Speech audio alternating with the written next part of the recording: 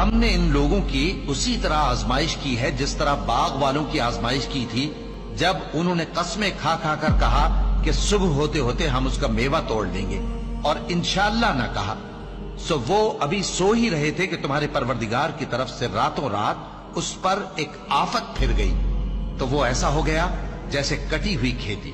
پھر جب صبح ہوئی تو وہ لوگ ایک دوسرے کو پکارنے لگے کہ اگر تم کو کاٹنا ہے تو اپنی کھیتی پر سویرے ہی جا پہنچو۔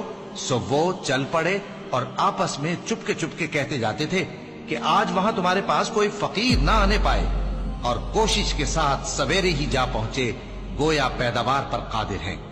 پھر جب انہوں نے باغ کو دیکھا تو ویران، کہنے لگے کہ ہم رستہ بھول گئے ہیں، نہیں بلکہ ہم بے نصیب ہو گئے۔ ایک جو ان میں سمجھدار تھا بولا، کیا میں نے تم سے نہیں کہا تھا کہ تم تسبیح کیوں نہیں کرتے؟ دوسرے کہنے لگے کہ ہمارا پروردگار پاک ہے، بے شک ہم ہی قصوروار تھے۔